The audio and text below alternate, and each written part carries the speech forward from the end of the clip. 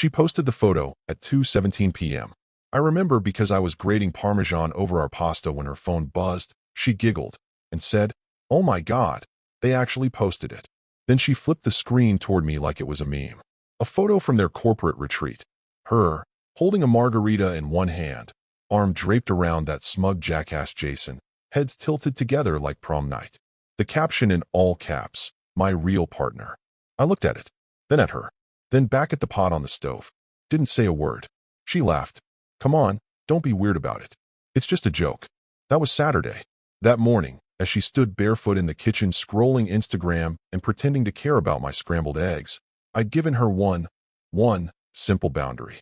If you ever post another photo with Jason and call him your partner, I'm out. Her response? A laugh so sharp it could slice drywall. "Relax, it's just office humor. Don't be so possessive." That word stuck with me. Not partner. Not even real. Possessive. That was the moment I knew. She no longer saw me as a person. I was a placeholder. A background character in her rise and grind LinkedIn drama. The convenient body who kept the lights on while she played CEO Barbie. So I did what I've been quietly preparing to do for 6 months. I opened the hall closet. Pulled out the maroon accordion folder that lived behind the tax boxes. Inside, screenshots, receipts, timeline printouts. Not of her cheating, nothing that easy. No, this was smarter. Strategic.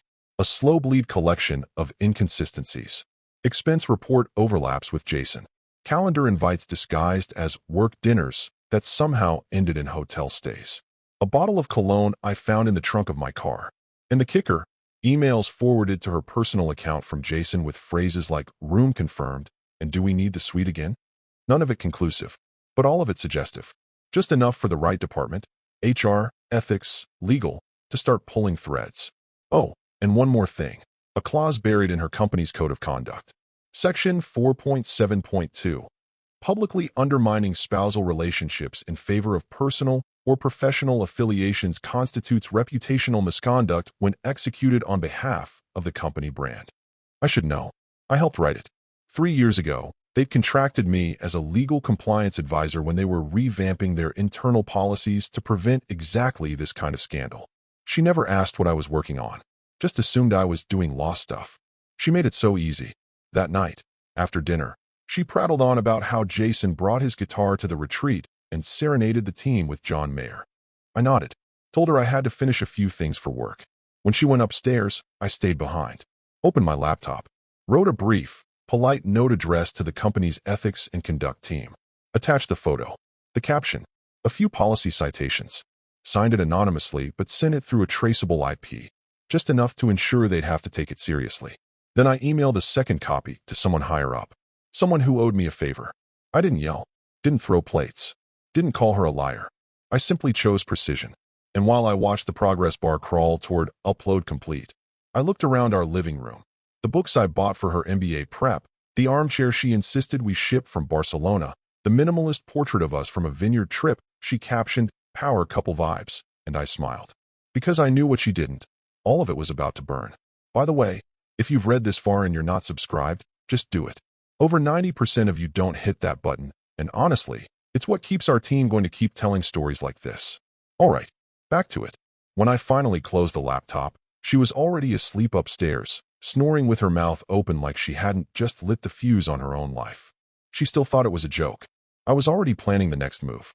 She came through the door like she was floating. Sunglasses still on inside. Heels clicking across the hardwood like she was auditioning for a toothpaste commercial.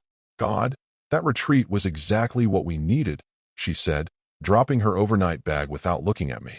Like, I don't even care that the Wi-Fi was garbage. It was so bonding. She kissed the air near my cheek and breezed into the kitchen.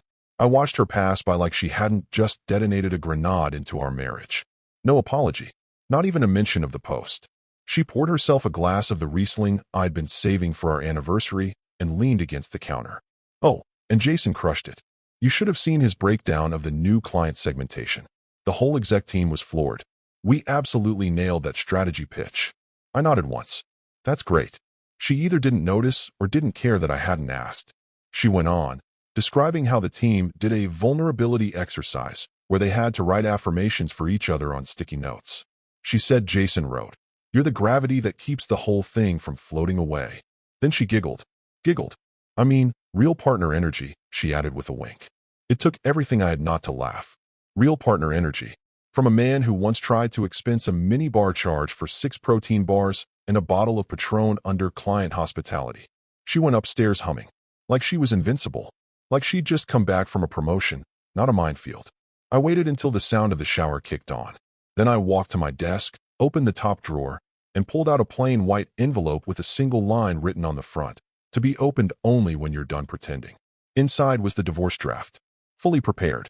Names, dates, itemized assets, all drafted and notarized 2 weeks ago. I'd left the signature line blank, until now.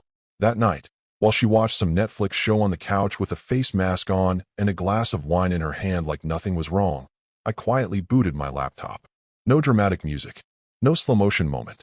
Just a Word doc, a PDF conversion, and an email address to the internal review email I knew they monitored at her company, ethics_compliance@companyname.com.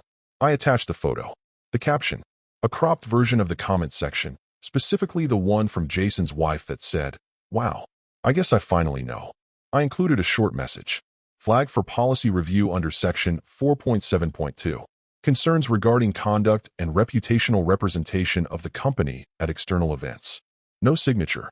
No traceable identifiers. But the language? Very deliberate. It would trigger protocol. Not maybe. Not possibly. Definitely.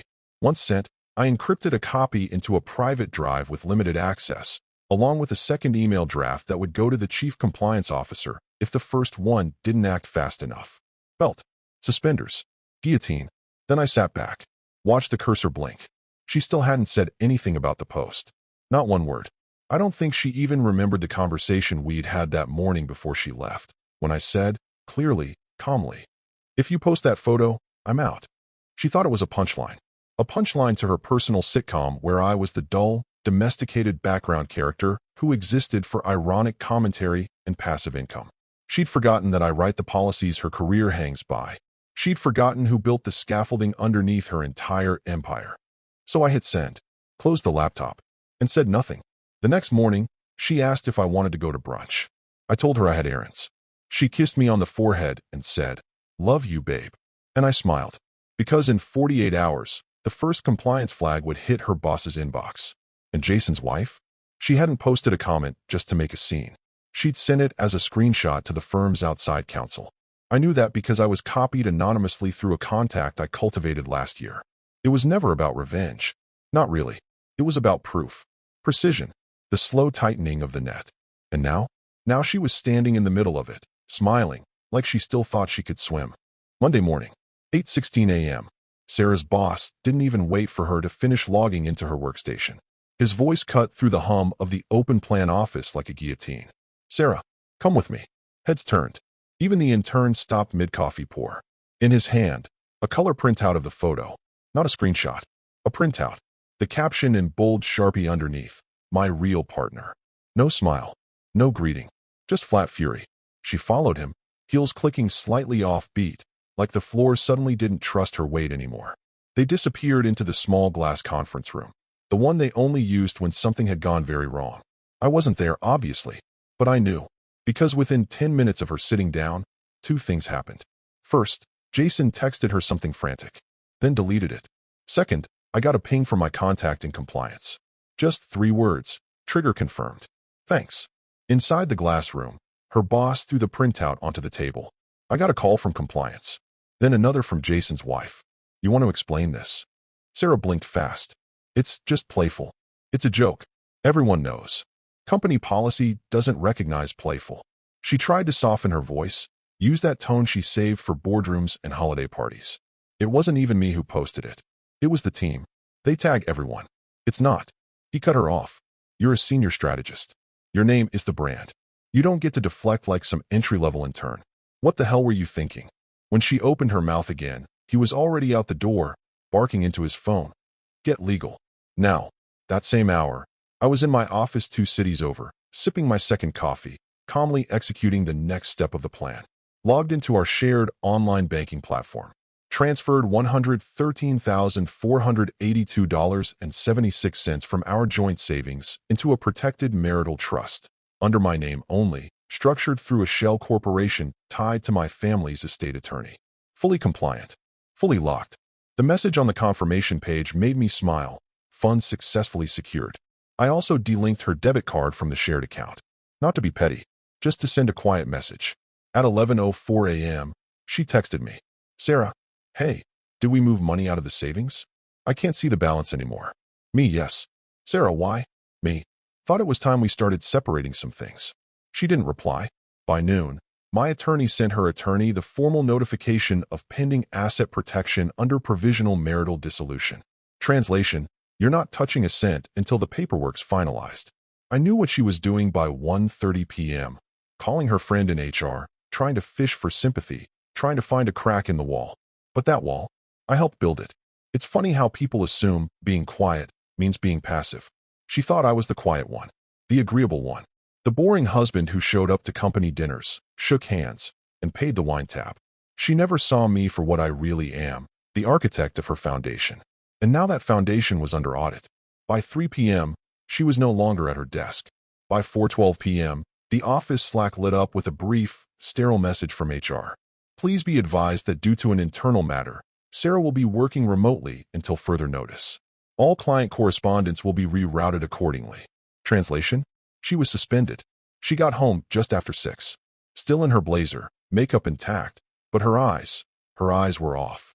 She didn't mention work. Didn't ask about the account. She just stood in the kitchen and stared at the wall like it had something to confess. I asked if she wanted dinner. She said, I'm not hungry. And for the first time in years, she didn't pour herself a glass of wine. She sat in silence for over an hour. I went upstairs. As I walked past her, I said gently, you should get some rest. I have a feeling tomorrow's going to be heavier. Still, she said nothing. But I saw it. The first crack. And I knew, once it starts, it doesn't stop. By Tuesday morning, I wasn't angry anymore. Not even cold. I was exact. The kind of calm you only reach after stepping outside a burning house, watching it collapse behind you, and realizing you lit the match on purpose. I brewed coffee, read through 3 bank statements, then turned to the file cabinet I'd labeled in case. She kept laughing. It wasn't rage that built that label months ago. It was math. Pattern recognition. A quiet man learns how to read weather before storms hit. And I'd felt this one forming in her silences long before Jason ever learned her favorite wine. My first task that morning? Life insurance. Not the cheap kind. I'm talking legacy tier policy. The one I set up after her second miscarriage, when I thought maybe if I built enough of a financial future, it would help patch over a hollowed-out present. It took 5 clicks to remove her as beneficiary. Then I opened my will. It still had her name in it, twice. One as co-executor, one as final inheritor if all else failed. I replaced both with my sister's. Sent the doc to my estate lawyer. He responded in under 15 minutes with a single emoji, Axe. While I was at it, I encrypted every document I cared about into a cold storage cloud folder with 2 FA access only I could trigger. Title deeds, equity statements, password vault, a scanned copy of her text to Jason from last year that read, if I didn't have to pretend at home, we'd be unstoppable. The rest, I burned. Literally. Old cards, anniversary letters, printed photos from that god-awful wine and paint night she insisted on during our 6th year. All of it into the fireplace. All of it gone before she came home. And still, not a word from her about the post. Not a smirk. Not an, I didn't mean it. Just silence, like she thought if she starved the problem of oxygen long enough, it would stop breathing on its own. Late afternoon, she came downstairs holding her keys. Hey, can I borrow your car? She asked casually, like she hadn't just been ghosted by her company's Slack channels for a full day. I looked up from my laptop. It's already retitled. She blinked. What? The car. I moved it back under my name. Sole ownership. She laughed once. A soft, dismissive thing. Okay, but it's just for the afternoon. I've got a nail appointment, and then. You won't be able to insure it. I interrupted. It's no longer on the shared policy. Also, your license is flagged for review. That part wasn't even revenge. Just efficiency. I'd run a standard asset sweep and realized her license renewal was overdue by 3 months. Reported it. Let the state take care of the rest. She stared at me, eyes narrowing. What's going on? I tilted my head, like I was genuinely trying to figure out how to explain gravity to someone who'd always assumed she could float. You'll see, I said, then added, might want to check your wallet too. She left the room, rustling through her purse. A minute later, I heard a sharp gasp. Her primary credit card, our joint one, declined that morning for a $12 Starbucks run. I'd left it active, but with a $20 limit. Enough to bait the alert. She stomped back in. What the hell, David? Now she was calling me by my name again. A rare occasion. Usually it was just babe, or hey, or, when she was drunk, Jason. I didn't answer. I just pointed to the table, where a manila envelope sat unopened. You might want to read that, I said, before you try using the Costco card too. She snatched it, ripped it open. Inside, an itemized list of everything I'd removed her from. One sheet, double-sided, titled Phase 1, Financial Firewall. I watched her scan it. Her lips parted. Not a sound.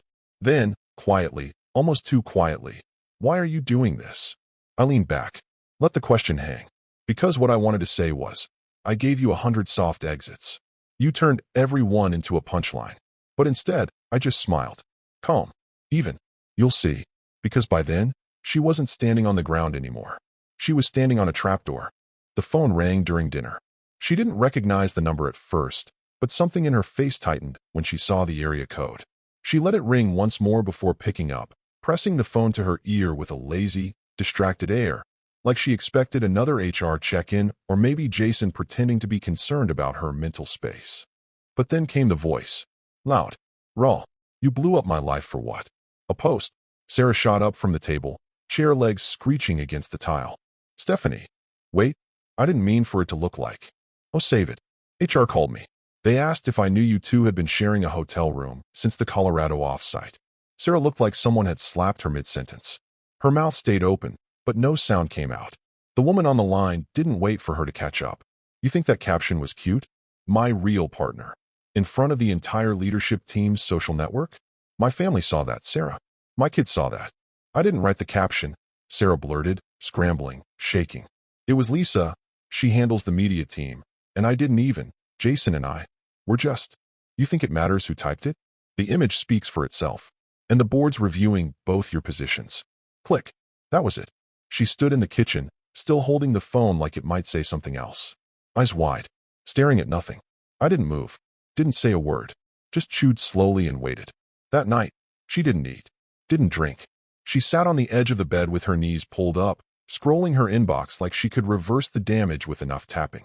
At 8:41 p.m., her work phone buzzed. It was her direct manager.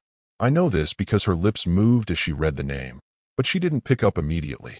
She stared at it like answering might make it real. Then finally, thumb swipe, shaky voice. Hello. Her face drained by the third sentence.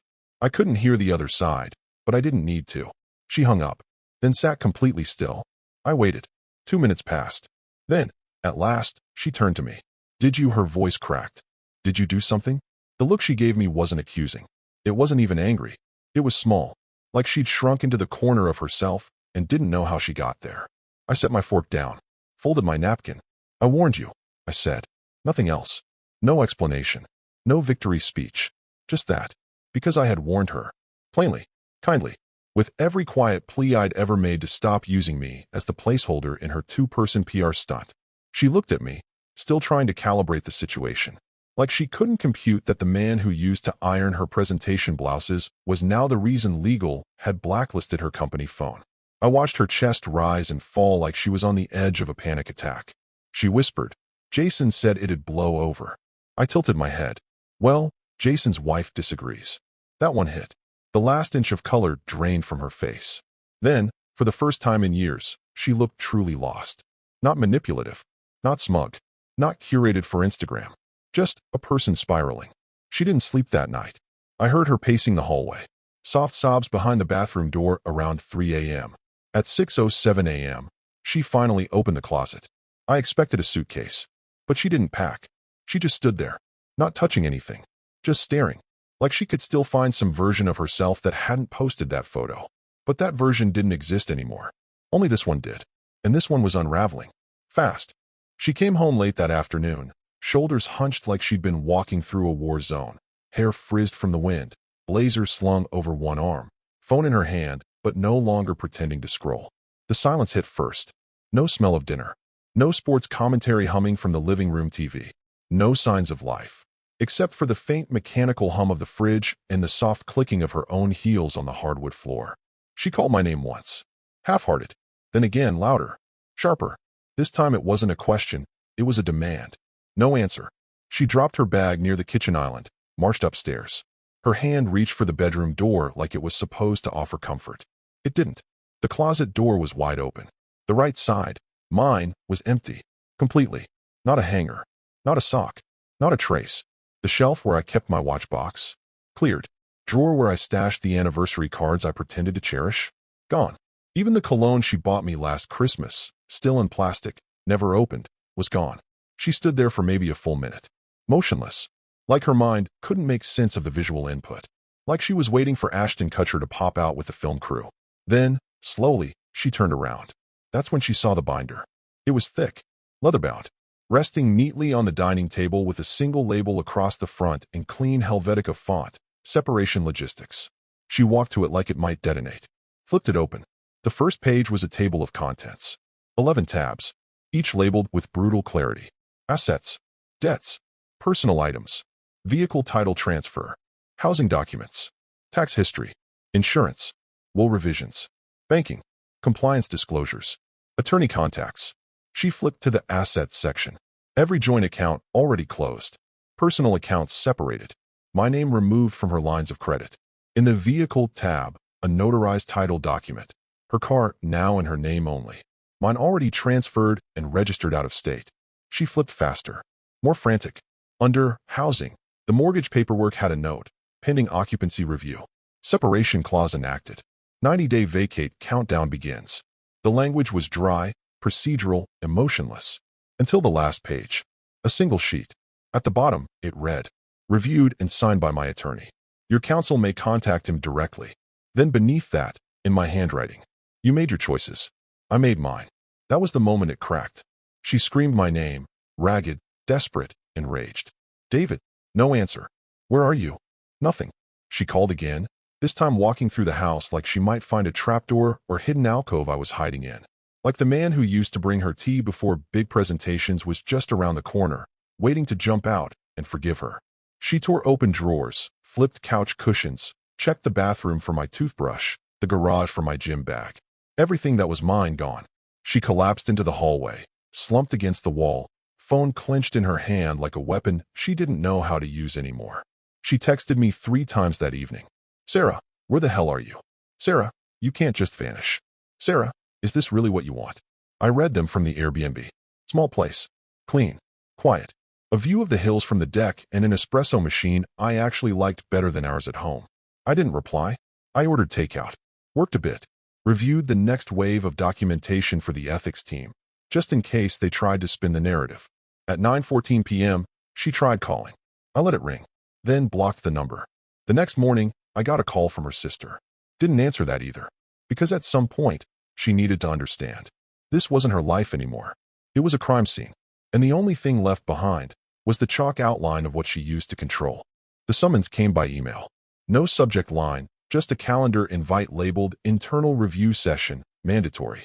The sender? The Director of Compliance. Copied, Legal, HR, her manager. She stared at it for over 5 minutes before opening it. When she finally did, the first line read, please report to conference room 9B at 10 a.m.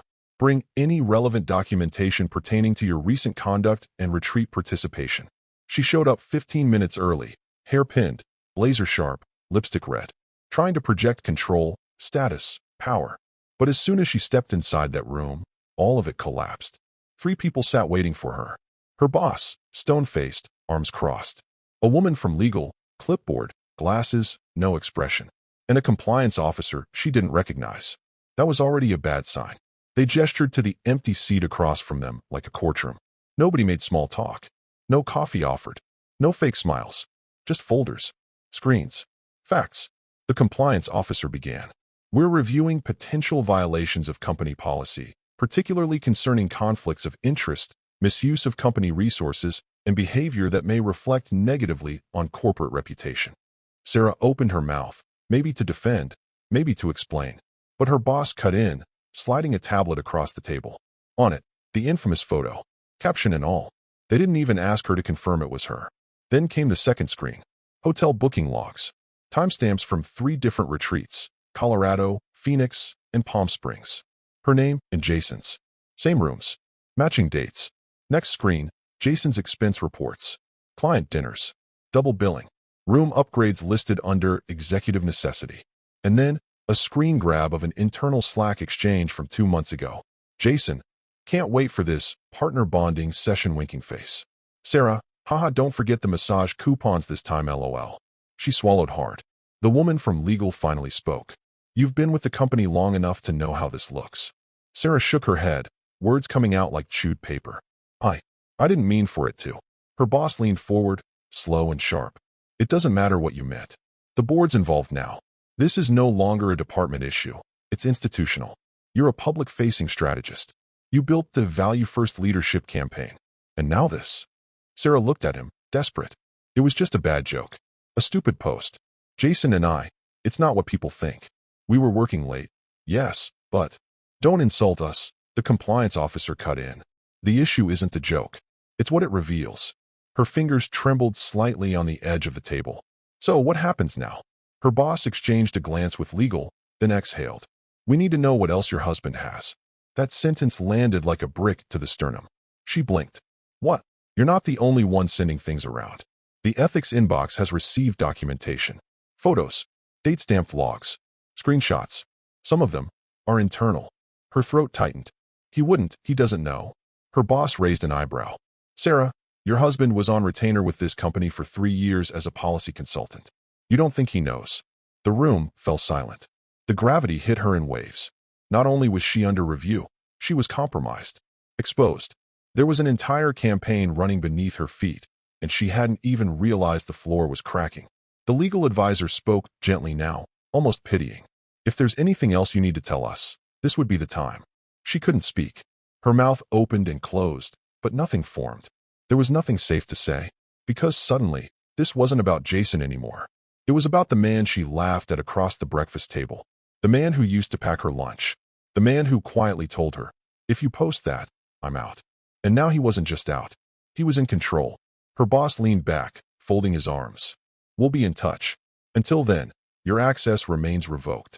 Sarah stood, legs barely steady, the walls pressing in on all sides. Outside that room, everything still looked normal. Desks, phones ringing, interns pretending to be important. But inside her, collapse had begun, and she knew this wasn't about saving her job anymore. This was about surviving the man she never truly saw. The explosion came 2 days later. Not a literal one, but the kind you feel in your bones. Sarah was sitting in her home office, nervously attempting to build a "we can laugh about this later" narrative in a draft email to HR when her work phone buzzed again. This time it wasn't legal, or compliance, or even her manager. It was her boss. No preamble. Just, be in the office. 30 minutes. We're done being polite. Click. She scrambled, threw on whatever blazer still looked ironed, drove like a fugitive, didn't even fix her hair in the rear view. When she arrived, he didn't greet her, didn't wave her in, just opened his door, turned, and barked to his assistant. No calls. Then the door shut. The room felt like a furnace. He didn't sit. Didn't offer her one either. My lawyer just called, he growled. Sarah, what did you make him do? She blinked. What are you? He didn't wait. He walked over to his desk, picked up a thick folder, and threw it onto the glass table between them. It landed with a slap that made her flinch. She stared at the label on the tab. Internal code violation, prepared by external counsel. She opened it with trembling fingers. At the top, her husband's name. Not just mentioned. Not just CC'd. Authored by. And dated. 3 months ago. She read the cover letter 3 times, unable to absorb it all. He hadn't just triggered the policy. He'd written it. The conflict of interest clause. The reputational breach standard. The language about spousal derogation via public representation that the compliance officer quoted in her hearing. He had crafted that exact paragraph. He'd been on retainer with the company for years. He'd advised on their executive ethics policy, drafted the revisions, reviewed the enforcement process. He knew every word of it because they were his. Her boss was staring at her like she was a bomb someone forgot to defuse. He submitted his resignation before he filed the complaint. You understand what that means, right? She shook her head. No, that's not. He didn't tell me. Of course he didn't. Because he's not a fool. You handed him every piece of leverage, and he used it like a scalpel. He opened the folder further, pulled out a second document, clean, crisp, signed. Her husband's formal resignation. dated 2 days before she posted the My Real Partner photo. It had a clause attached, a formal summary of conflicts observed during his tenure, all carefully documented, time-stamped, and referenced in policy language. Her boss jabbed a finger at it. This wasn't revenge. This was methodical. He cut himself off from liability, then handed us your head on a platter. She couldn't breathe. You violated the exact policy he wrote, the one you never read. And now I've got board members asking me why I didn't see this sooner, why I didn't catch it before it went nuclear. Her voice cracked. But he can't just. Oh, he can, her boss snapped. Because it's airtight. And because you never disclosed your relationship timeline with Jason. And because now, Jason's wife has filed an ethics grievance of her own. And you know what she included? He held up a photo. Jason and Sarah. Lobby bar. Hands way too familiar. The timestamp? A day after the company Christmas party, where Jason's wife had left early to put their kid to bed. Sarah's knees buckled. She sat without asking. Her boss paced. He played the long game. He filed his resignation early, then waited for you to walk right into the very fire he laid the accelerant for. Sarah was pale now, hollowed out. She whispered. He never even raised his voice. Her boss paused, turned. No, he didn't have to. She looked down at the papers. Dates, signatures, legal stamps. It wasn't a reaction. It was an operation. And she'd just learned what it felt like to be on the wrong side of a man who listens more than he speaks. She had married the architect of the company's ethical infrastructure, and she bulldozed through it like it wouldn't bite back. Now the trap had closed, and the man who'd built it hadn't even flinched. Court was scheduled for a Thursday. She arrived early, flanked by a lawyer who looked like he had his own LinkedIn fan base, designer suit, overconfident smirk, and a manila folder that probably contained nothing but ego and invoice estimates. Sarah wore navy blue, clean, professional, the kind of color that says I've still got this. She believed the worst had already happened, believed the company fallout would settle, that she'd smooth it all over with a carefully worded apology, maybe a few months off, a pivot into consulting. And here she assumed she still had leverage. He'll want to avoid drama, she'd said in the parking lot, straightening her blouse in the car mirror. We'll negotiate fair terms. But inside the courtroom, the tone changed instantly. Her husband wasn't seated yet, but his side of the room was already busy. 2 lawyers, a quiet paralegal, and a stack of color-coded binders that looked more like SEC filings than divorce paperwork. The judge entered. No nonsense. Mid-60s. Worn voice. Didn't even glance up when he asked. Counsel for the petitioner? Her husband's lawyer stood. Your Honor, we're submitting exhibits A through J, covering evidence of spousal misconduct, reputational harm, asset shielding measures, and policy-level conflict triggers directly impacting both professional and financial standing of the petitioner. Sarah blinked. Her attorney leaned over and whispered, Wait, what misconduct? The judge, still flipping through a few pages, replied without looking up, refers to conduct surrounding the respondent's public statements, social behavior tied to marital status misrepresentation, and known consequences to petitioner's livelihood and career trajectory. Her lawyer raised an objection. We dispute that her conduct directly caused any financial damage to the petitioner. The judge looked up for the first time. You sure? Then turned to the clerk. Please enter the signed letter of resignation, the timeline of post-publication career changes, and the ethics committee response from respondent's former employer. Sarah's stomach dropped. She didn't know they had that. Then came the emails. From Jason. From her. Dozens of them. Not graphic. Not even flirty. Just damning. Late-night logistics. Room confirmations. Let's keep this off work email. That one hit hard. Her attorney stammered. Tried redirecting to asset division. But it was too late. The damage wasn't just emotional anymore. It was outlined. Itemized. Exhibited. Then came the final cut. Her husband's team submitted a formal request to limit alimony under Section 12B of the marital agreement, invoking reputational sabotage and strategic concealment. The judge scanned the request. Nodded once. Request granted. Alimony denied. Sarah gasped. Her lawyer turned red. Your Honor, the respondent was unaware of the petitioner's employment connection. She had no way of knowing he. The judge cut him off. She didn't need to know. She just needed to remember she was married. The room went still. The division was fast after that. She kept her personal belongings. A few jewelry pieces. The white Lexus. The house. Transferred. The remaining joint assets? Already split via pretrial motion she didn't contest in time. The vacation condo in Sarasota? Gone. The wine club membership she used to brag about? Cancelled. The French press she loved? He left it. With a note taped on the box, "You'll need the caffeine." He didn't look at her once. Not when the judgment was read. Not when the bailiff returned her phone. Not when her lawyer whispered, "We can appeal." Maybe. She watched him walk out the side door, calm as ever, coat folded neatly over his arm. He wasn't gloating. He was done. And she was no longer a strategist. No longer a partner. No longer anything but left behind. Her illusions of control shattered. Because no matter what she thought she was entitled to, he'd already taken the only thing she never knew she could lose: her ability to negotiate. It had been 21 days since she stepped foot in an office. Not that anyone was counting, not officially. There was no calendar with red X's. Just a slow decay of routine. The morning alarms she stopped setting, the business casual clothes gathering dust, the unanswered texts that trickled down to zero. The house felt enormous now, echoing, like a stage set after the actors had fled. Her inbox had become both shrine and battlefield. She checked it obsessively, half hoping, half dreading. HR, Jason, anyone, a letter of apology, a request to consult, "We still believe in your potential," memo from someone who mattered. Instead, the only emails that came were promotional, digital coupons, a reminder about a yoga membership she'd forgotten to cancel. Until Thursday morning, 9:07 a.m. One new message. From Strategic Advisory Council. Subject: Position refilled, Advisory Ethics Wing announcement. She stared at the subject line for a full minute before opening it, fingers trembling just enough to betray her. Inside was a press release. Clean, sharp branding. Her former company's logo stamped across the header like a sneer. Effective immediately, we welcome a new senior ethics advisor to the Strategic Advisory Council. She knew the name before she saw it. David W. Monroe, ESQ. Her husband. The man who once ironed her slacks while she practiced speeches in front of the mirror. The man who warned her. Quietly. The man who watched her laugh in his face. And now, he wasn't just back in the building. He was above it. The firm had created a new wing. Advisory ethics. Independent from compliance.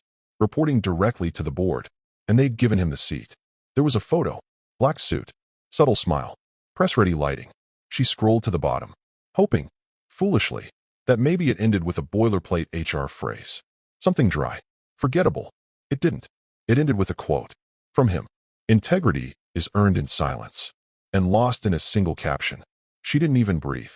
Just slammed the laptop shut so violently the screen flickered. The sound echoed through the empty kitchen. A sound only she heard.